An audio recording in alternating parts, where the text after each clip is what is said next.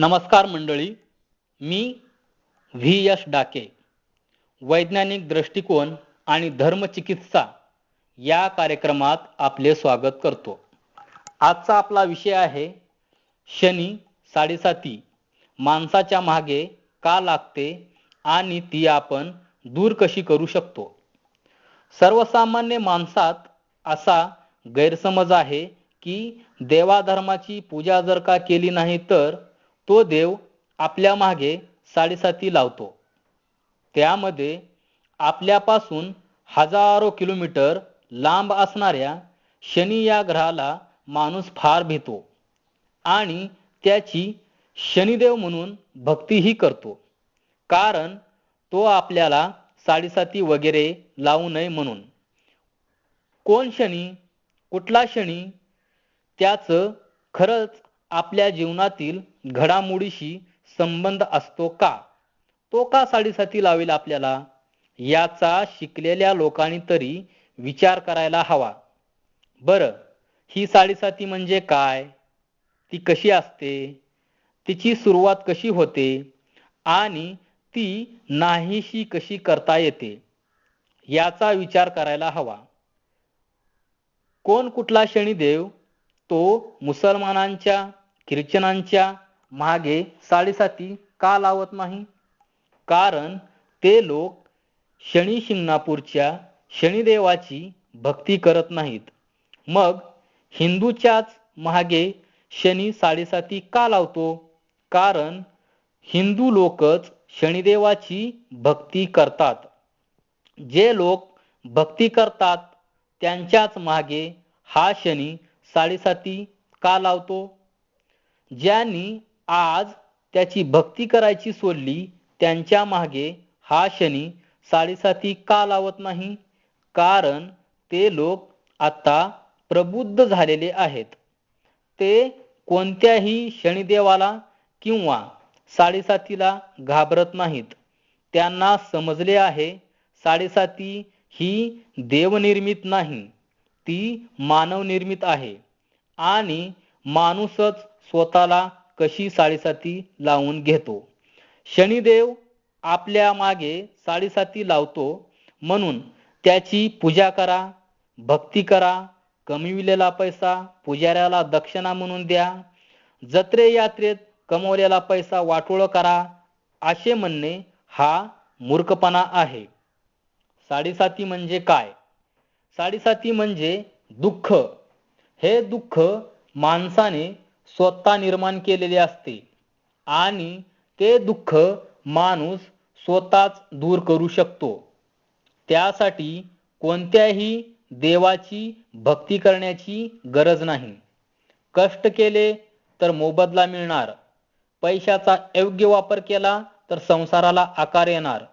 प्रामाणिकपणा ठेवला तर त्रास होणार नाही.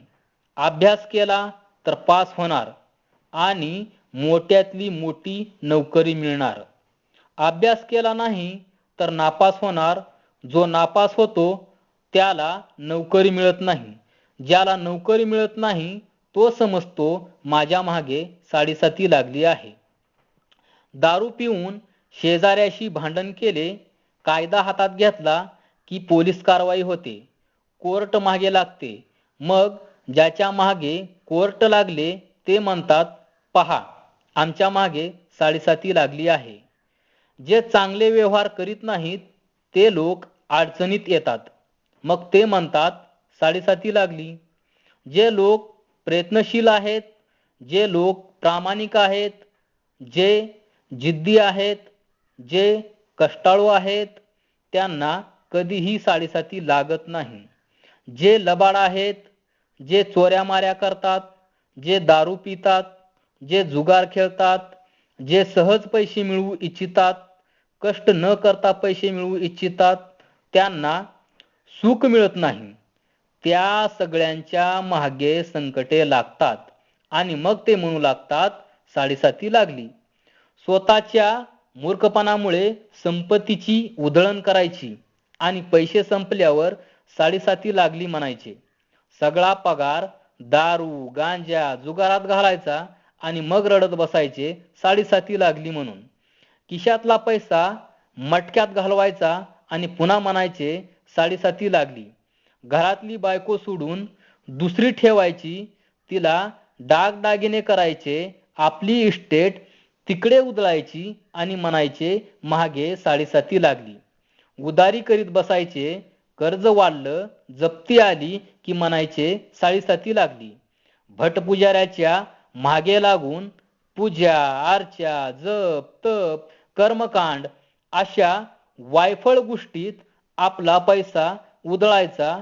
पुजाऱ्याला दान दक्षिणा म्हणून लाखो पैसे उधळायचे आणि स्वतःवर भीक मागण्याची पाळी आली की म्हणायचे मागे साडेसाती लागली. तुम्ही अशा वाईट गोष्टीच्या मागे लागून आणि अशा वाईट गोष्टीला मानत जाऊन तुम्ही तुमचं जीवन चुकीचं बनवता. तुम्ही देवाधर्माच्या चुकीच्या आदर्शांना मानता आणि देवाची भक्ती करता आणि प्रयत्न करायला विसरून जाता आणि त्यामुळे तुमच्या जवळ असलेला चांगला ठेवा तुम्ही विसरून जाता. काय आहे तो ठेवा? तुम्ही चोरी करू नका, तुम्ही खोटे बोलू नका, तुम्ही दारू गांजा अशा मादक पदार्थाचे सेवन करू नका, तुम्ही व्याभिचार लपडे करू नका आणि तुम्ही एकमेकात भांडणे करू नका. कुणाचा संदेश आहे हा? तथागत बुद्धाचा. काय म्हणतात याला? पंचशील. ज्यांनी या साडेसातीपासून दुःखापासून मुक्ती मिळावी म्हणून हा संदेश 2500 वर्षापूर्वी आपणास दिला.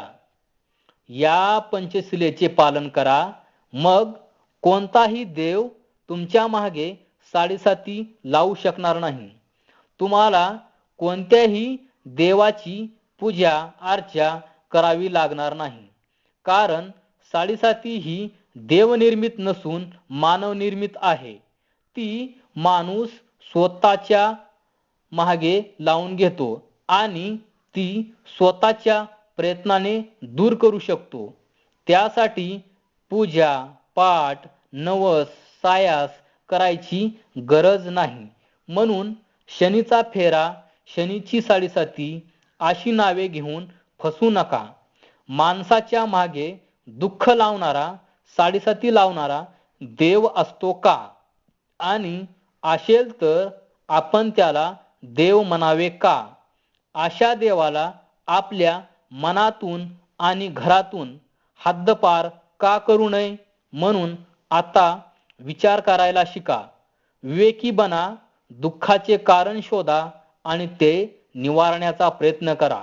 मग तुम्हाला कोणत्याही देवाची वा शनीची मुळीच गरज भासणार नाही आणि कुणी शनीच्या नावाने तुम्हाला मूर्ख बनवणार नाही. बडवेगिरीवर पोट भरणाऱ्या पुजाऱ्याच्या नादी लागू नका. प्रयत्नावर विश्वास ठेवा, तरच आपल्या सर्वांचे कल्याण होईल. या प्रयत्नातून राष्ट्र घडवावे. ते राष्ट्र निर्बुद्ध असू नये, ते राष्ट्र प्रबुद्ध राष्ट्र असावे. जय भारत.